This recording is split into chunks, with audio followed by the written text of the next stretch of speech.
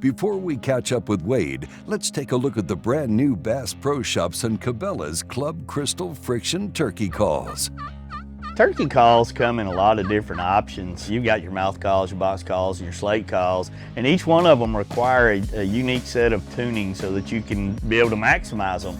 And each person probably has a little trick that they're going to do to them, especially their mouth calls, how they're going to trim them to fit, how they put their chock on. But when it comes to a slate call, I think the biggest thing is you've got to prepare it properly. I've got a Woodhaven official Cabela's club call right here in this model right here, and you can tell it's very clean. There's nothing's been done to that one. And then on this one here, as you look at it, it's all scratched up. It's actually the one that Clark's been using a lot on some recent hunts. And the key in preparing this is to make sure, I believe, you go in one direction with your sandpaper. You don't want to start spinning around in circles. You want to make consistent grooves there so that when you're running your striker across it, you're constantly, you know, being able to find that tune, that sound that you're looking for. And you're gonna have to scratch it often. I mean, I literally, while I'm in the field on various calls that I'm using, I'm always scratching. I'm always trying to keep it roughed up because that's what your striker is sliding across to help make all the different calls and the sounds that you're looking at. So always keep that in mind. Keep it tuned up, drag it slowly, softly across it, get it roughed up again, you'll be good to go. One final thing, try to avoid touching it. It's absolutely impossible not to touch it a little bit. You're gonna get some dirt on there, but that dirt and the oil from your hands, anything that you're touching and putting on there, it's gonna get in those grooves and it's gonna affect the call sound a little bit. So give it a try, tune up those slate calls. You're gonna find great usage, especially when you're trying to get them up close, get those birds to finish a lot of times. It's what I use more often than not when I'm turkey hunting.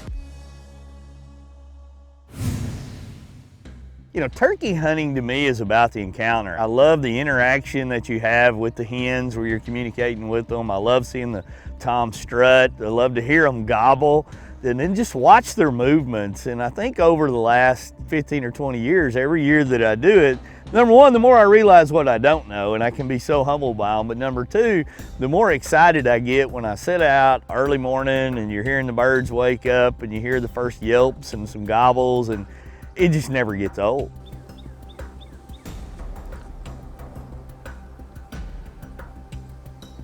I see the first one. Yeah, oh, he's strutting. Bunch of toms.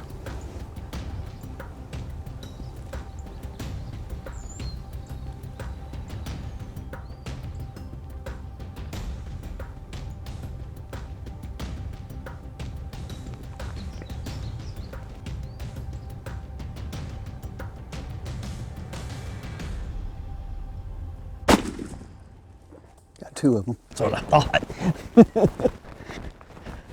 He's right there. I think he's dead. Goes down quick sometimes, doesn't it? It's been a hard season for me, so I went ahead and got two at one time.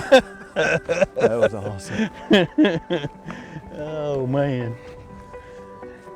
We get pretty fired up about these turkeys when we get a chance to go. You know, Wade, a lot of times we're fishing this time of year, but it's getting out in the woods. It's so green, so pretty this time of year, and hearing a few gobble, knowing they're coming to you, that's awesome. When they're talking and strutting and putting on a show, it's about as fun as anything I can find. But yeah. And I mean, a lot of times that one hen or something will come in there and it'll putt just a little bit, and you know that it's a little bit nervous, and you calmed them down several times this time.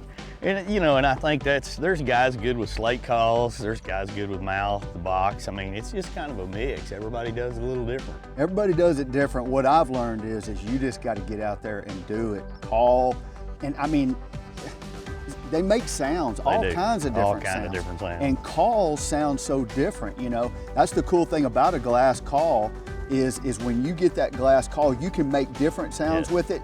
Turn the striker just a little bit, move the call just a little bit, turn it around, work it with sandpaper, and it'll make you a whole different call. And I try to mimic what they're doing. That's what I tell people. Have a conversation with them. Ask them how the wife is. Ask them how the kids are. Talk to them and calm them down. And if you can get the hens talking, you never know. So pretty good. That's pretty awesome. fun. That's awesome.